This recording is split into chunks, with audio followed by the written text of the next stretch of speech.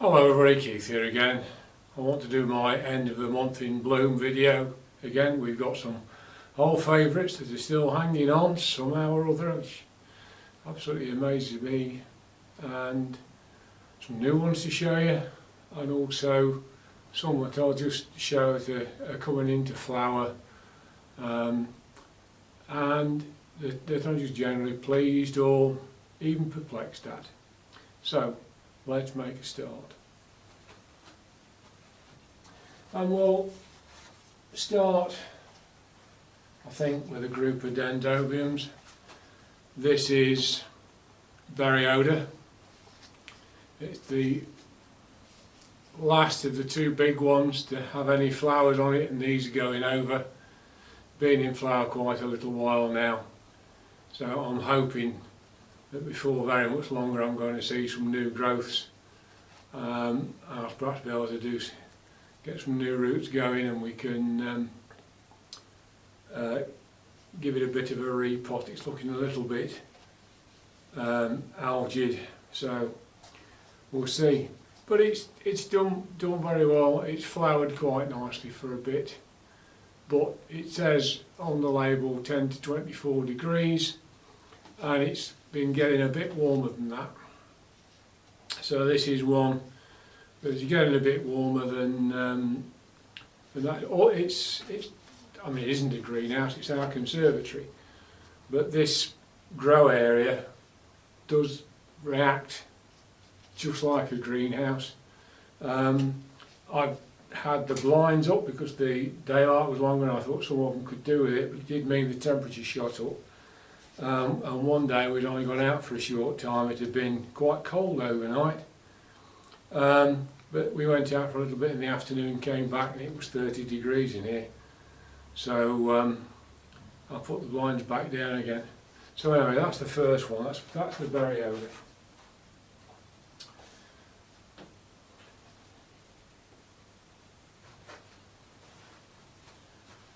Spring Dream. I have no idea how long this has been in flower. It feels like 12 months. I'm sure it isn't, but it has been a very long time. Probably not got a lot more to do, but we've still got a nice little cluster up here, another little cluster down at the bottom, just there, and I was very surprised to see a group of flower buds there, and I'm not sure there isn't a nub coming lower down. So for a plant that I got for £8 from IKEA not so long ago, when I first started to develop a taste for orchids, you can't go wrong. It flowers its head off, it grows extremely well, it's very tolerant of abuse, and we got another new growth on it. Couldn't really ask for any more, could you?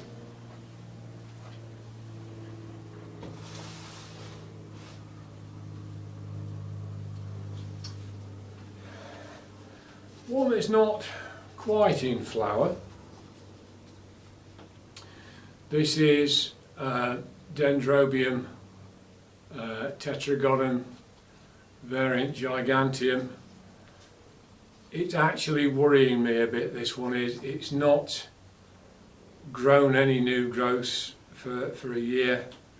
It keeps flowering, which in one sense is good. It doesn't have flower spikes, so you can't just knock the spikes off and hope it goes into a vegetable growth. But it just keeps blooming and blooming and blooming and blooming.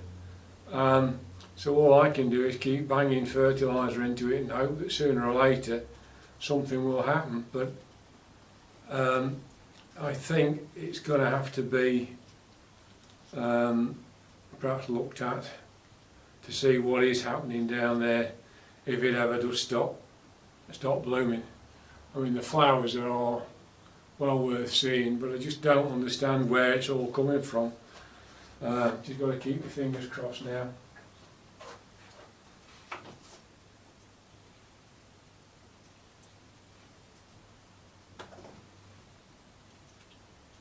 Let me just put this spike stake back into the pot.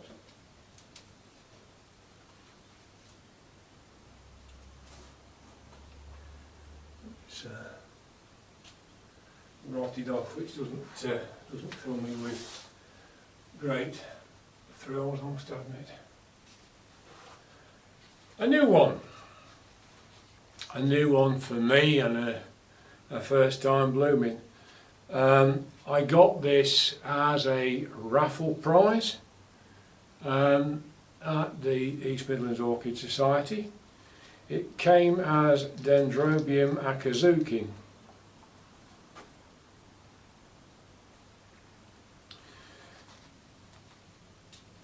There's at least 2 plants with akazuki in the name.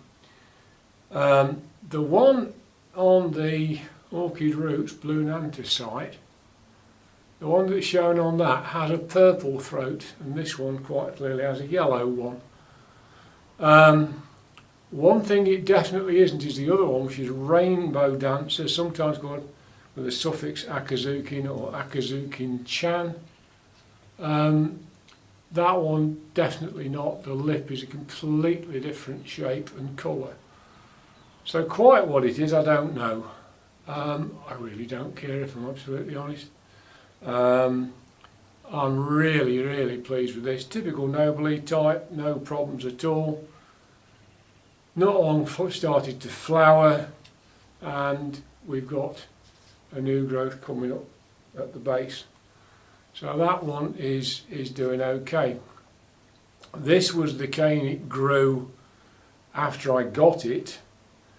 This one was the cane it grew last year. Now it's nowhere near as long. It's probably not even half the length of this one, but it's much thicker. So what it's doing, I'm not honestly sure, but we can wait and see. But it seems quite happy, and that's just in plain bark.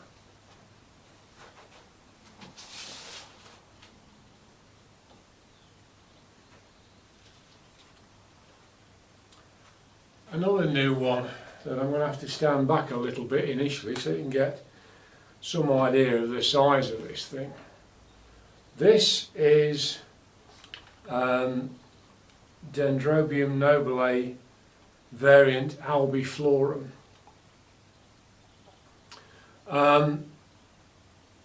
It came from Burnham's as a replacement. I'd ordered this one and another one called Virginale, which has a completely white flower, and when they flowered they were both the variant Cooksonianum. And I wrote to Sarah and said, you know, just so you know, they weren't the right ones. It wasn't more in sorrow than anger or anything like that. And God bless the lass, she sent me free of charge 2 replacements. The Virginale hasn't flowered. It appears to be putting cakeys out at the moment, but this one has, and it is definitely albiflorum. But it's big. It's very big, and it's very vigorous. It put up 2 new growths last year. Not as big as the others, but they're not bad. And we've already got 2 small new growths coming up from the bottom, and there may well be more because there's another one there, so that's 3. So that pleases me no end. Just to prove that you don't have to only repot when there are new growths coming. You know, that's obviously the most ideal way to do it. I had to do this one straight away because when it arrived, the first thing I noticed was all this sort of thing on the leaves, and some that have already dropped off.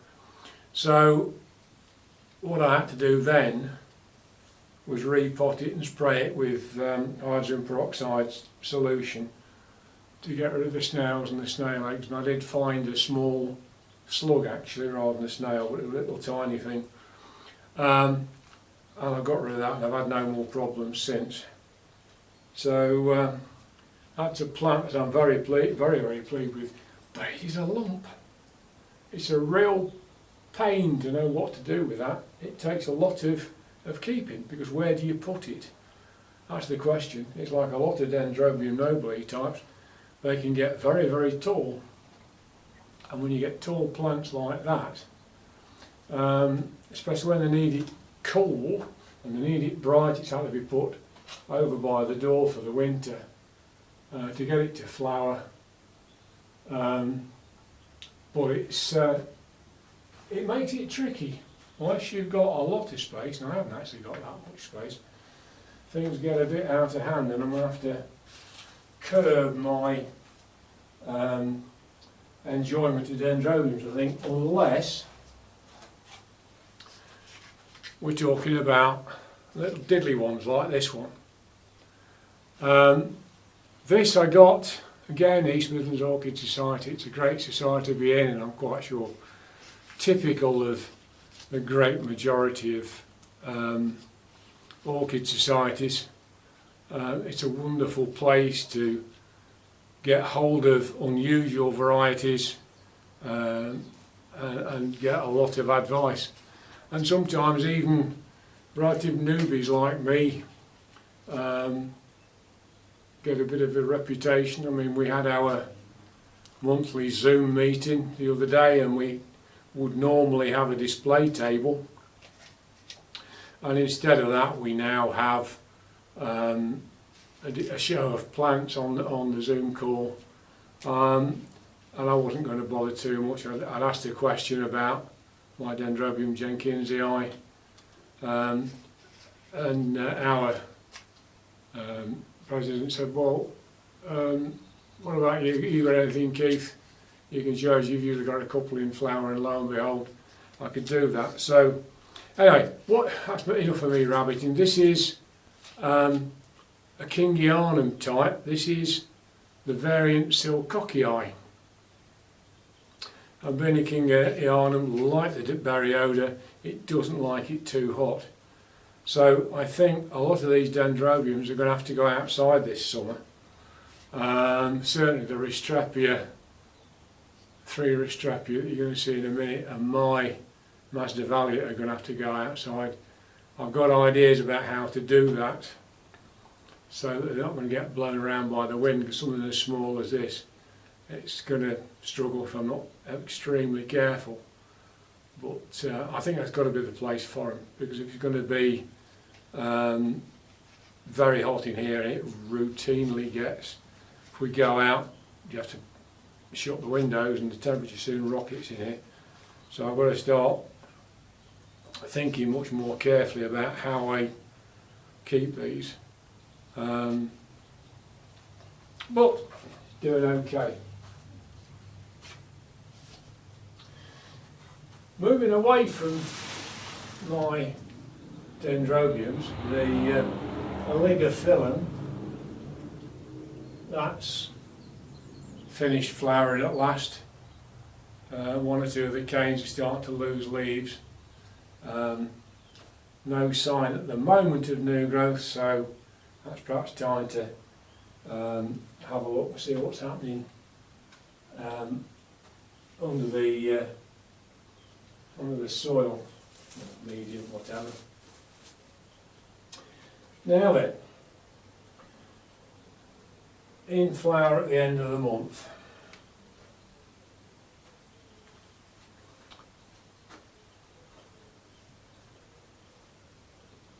Ristrapia sanguinea. Absolutely gorgeous one, this. I think this is perhaps the prettiest of the 3 I've got. It's flowered steadily, just an odd one now and then, but despite the fact it's getting hot, and inside that little aquarium with the lid on, these are going to see temperatures higher than they would perhaps want, but they're getting extremely high humidity in there with it condensing on the walls of the tank, so I think they're not doing too bad because they're staying moist for a very long time. There's some kind of a little fern thing in there with it as well. But that is as cute as a button, really is.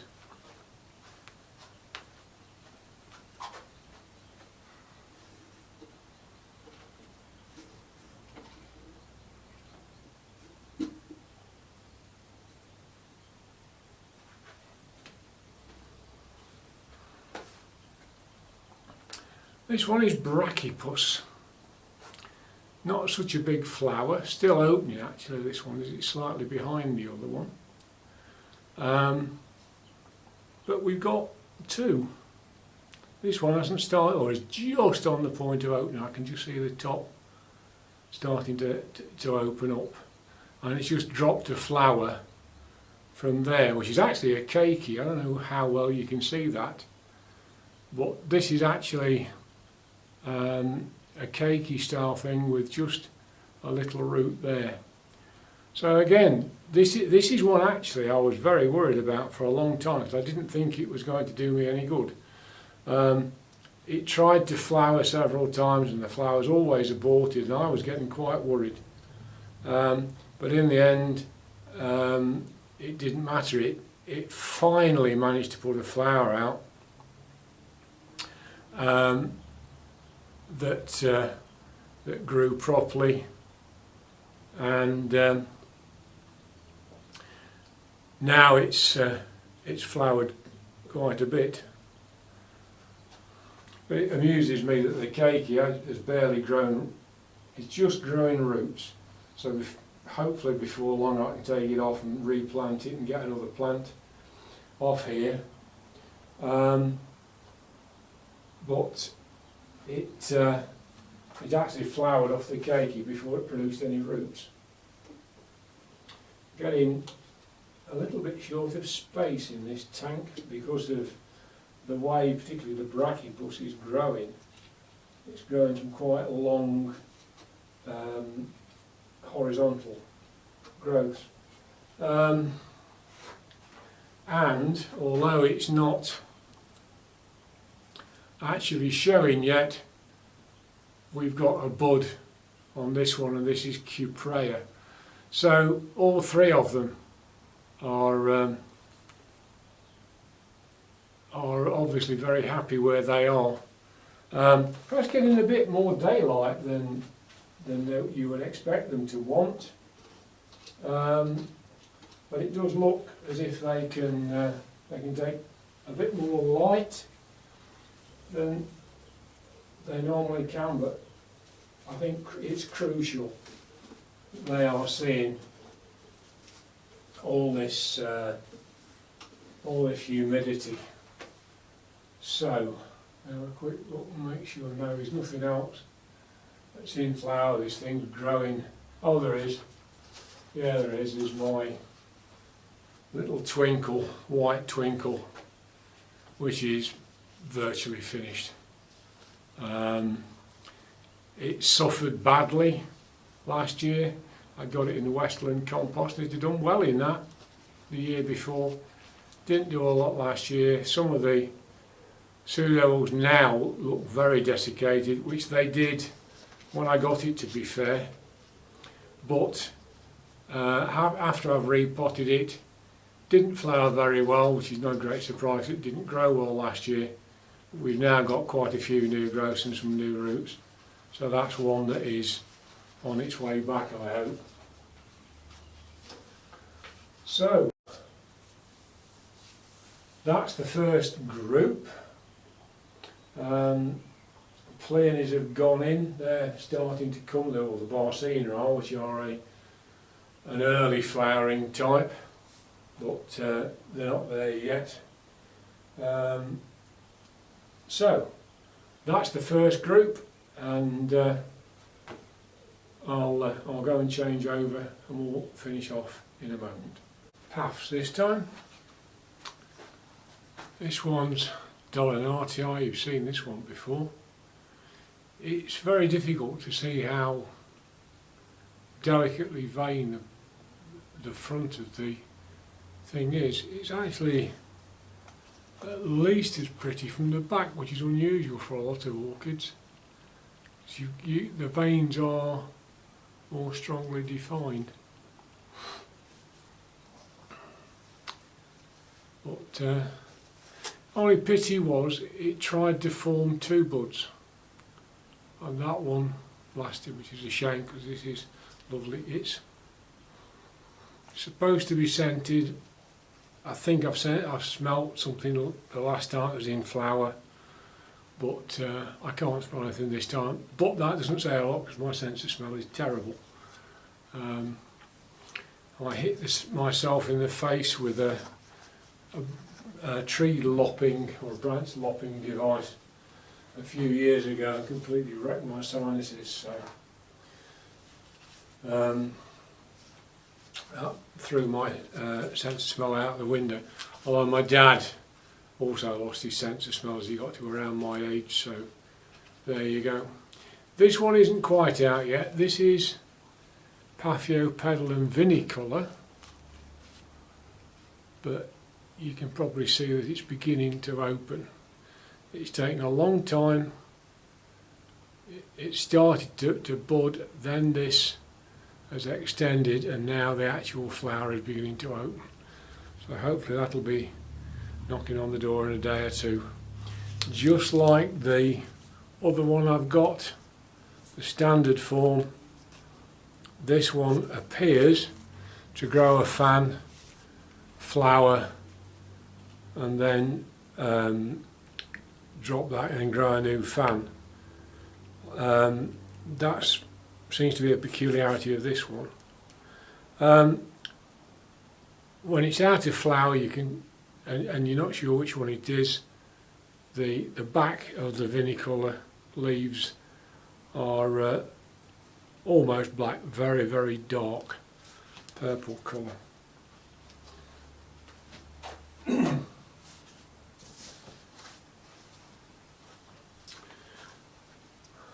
Mordii, the last 2 flowers of 3. This one, which is obviously dead, that formed, I started to go only a day or so ago. It's gone over very, very fast, so in the next day or so I'll cut that spike right off down towards the bottom. This is one that puts up a number of new growths every year and flowers on most of them, if not all of them. So this seems to be doing extremely well for me. Got this from Lawrence Hobbs probably 3 or 4 years ago to show, and it's about as easy to grow as a Phalaenopsis. The only thing Lawrence said is don't let it dry out, keep its feet wet. And the first Puff I got, which I bought quite a few years ago now at one of the Kew orchid events. Again, just like I said about the Mordii, this, apart from its size, is about as easy an orchid to grow as it could possibly manage. It sits on a windowsill. It is treated exactly the same as my Phalaenopsis, and every year it grows at least 1 new fan on each end of the plant and flowers them. The only downside, this is American hybrid or some type called Bulldog Puff. It's big, and it's really the only downside to it. The leaves are well over a foot, 30 centimetres long, so you've got a big plant. So it's just about doable on a windowsill, but only just about.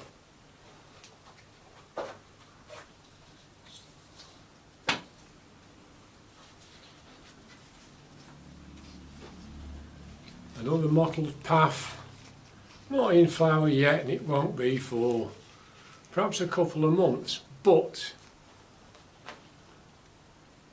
down in the bottom of there, right in the end of my fingertip, I hope you can see that, it looks at this stage a little bit like a leaf, but it's not. that is a flower bud beginning to appear. This is Paffio pedilum callosum versub laivi.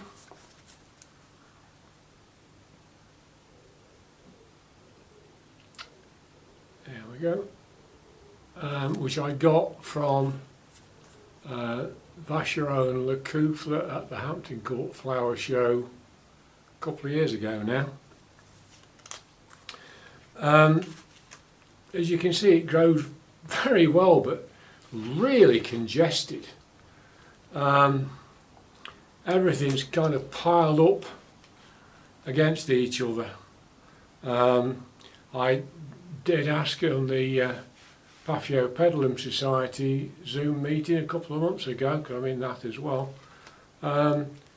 if this was okay, if I needed to do anything about it, and the response was basically they all do that. So it just goes to show that you get some that grow a few new growths a year and flower them, you get some that grow a lot of new growths like this one, and flower some or all of those. Then you get Phalaenopsis, which is one at a time. Right, back again. This time it's mostly Phalaenopsis, not quite, but near enough. One last Dendrobium. This is Phalaenopsis type polarfire. As I've said in previous videos, it's the only one that's done any good for me in the last 12 months. And the only reason I can think of is that this is in a very, very, very airy mixture. And the others, although they've done well previously for me, aren't drying out fast enough. So I've changed one. I've put my big tile and black into bark.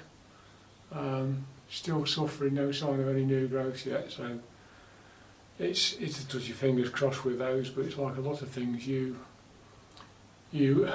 live and learn. You hope that they live while you're learning. But there you go. So Sarnut polarfire, really pretty thing, and really would grace anybody's collection. Another one that's been in flower since the year dot and is still going, but is starting to go over now, is Phalaenopsis pink twilight. Beautiful, great big flowers on this thing. Big long spike. I've tried to get this to go into vegetative growth. The last time I cut the two spikes off, it had grown. It just put another one out. It's obviously got to make up its own mind. Once this thing has backed up, I'll take the spike off quite a long way and we'll see whether it grows leaves or branches. But another big flower that, while it's gorgeous, is a bit of a pain to keep because of its size. It's not exactly a windowsill orchid, even if it is, most of the time. Another one that's nearly finished, minimark. Again, gorgeous little flower. One of my favourite Phalaenopsis types. This main spike is nearly finished, and I can take this right back. It's branched all the way down here, and even these flowers are nearly over, so the spike can probably come off. It's probably overdue for a repot, so I'll have it out of the pot fairly soon and give it some fresh medium to play with. I've had that now about 4 years, I think. Bought it at the first RHS Chatsworth show we went to, and I think that was 2018, I'll have to check. And a new one for you. Strictly speaking, a no ID Phalaenopsis, but somebody on the Rogers Orchids Facebook group suggested a name. The nearest one I'd found was one called Fancy Fresco, but he's got one which is very, very close to this, called Fuller's Sunset, and when I looked at that on Blue Namtra, it was very, very, very similar, except it was darker.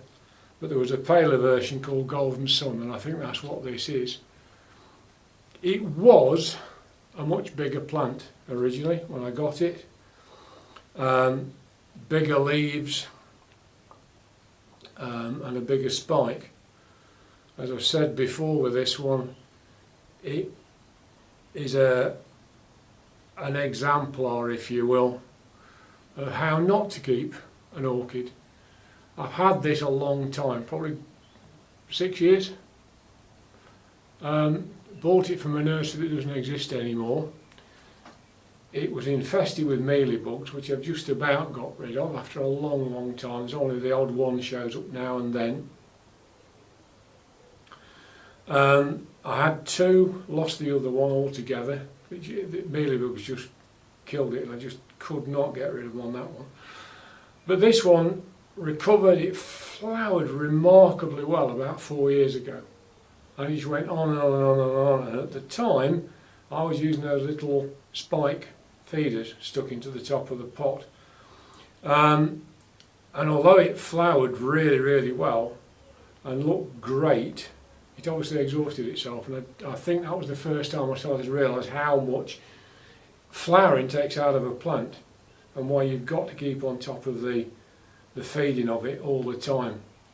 I still think this is in recovery. The leaves aren't as big as they could be. The spike certainly isn't as big as it's been in the past, but at least it's now starting to show something, and we've got some more roots tips showing on the side of the plant. So I'm hopeful that this is going to keep improving and getting back to where it should be. But I really hope it does, because that is a lovely balance of colours in my opinion. Really, really nice balance of colours. Only got a couple more to do now, and you've seen these before. Noid Mini. Extremely pretty in my opinion. I like the small ones more than the big ones really, not only because they're easy to keep on a windowsill, which is where a lot of mine are, but just because there's something more about them somehow, especially the ones that are nearer the wild types, where the petals and sepals aren't as showy.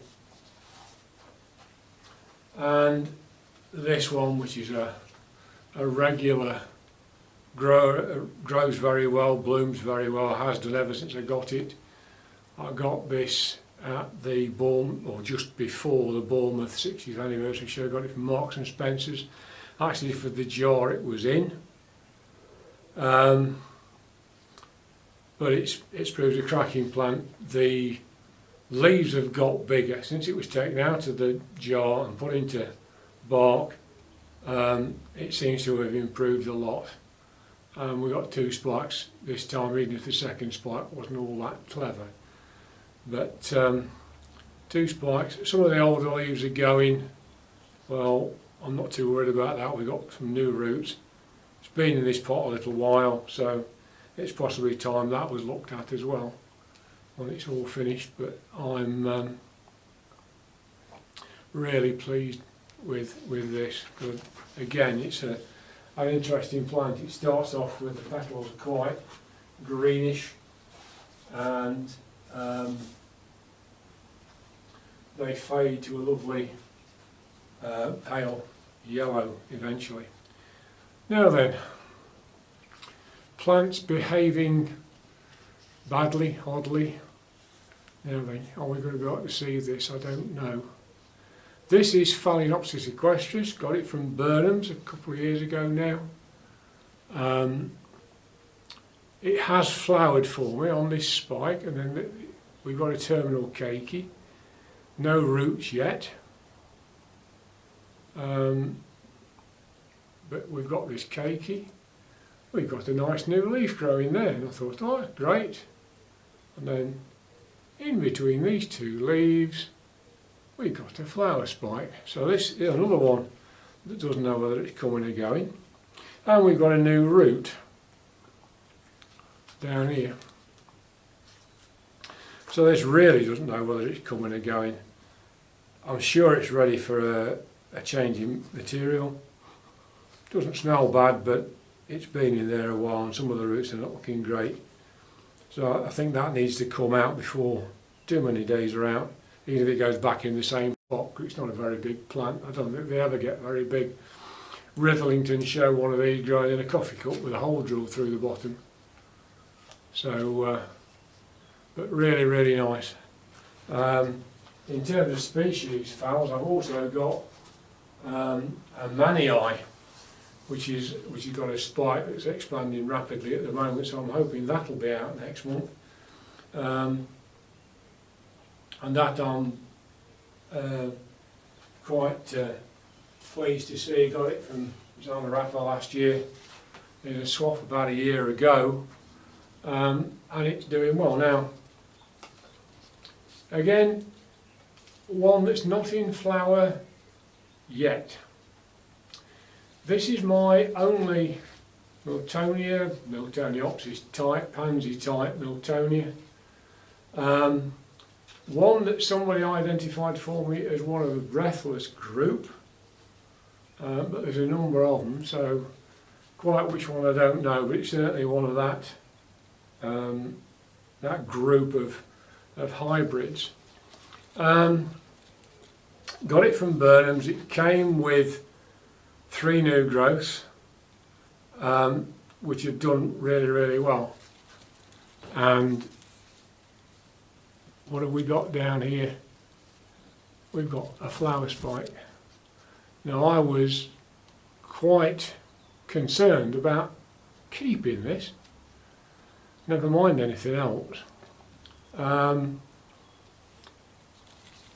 So far so good. So hopefully that will come on. There's no sign of anything from any of the others yet, but those growths are not quite as far on. But yeah, that pleases me no end. It's always nice to see your guesswork, because it's always guesswork with me, has come right. So I think that's everything in bloom at the end of February 2021. Thank you for watching. I hope it's been of interest, and I look forward to seeing you soon. Bye.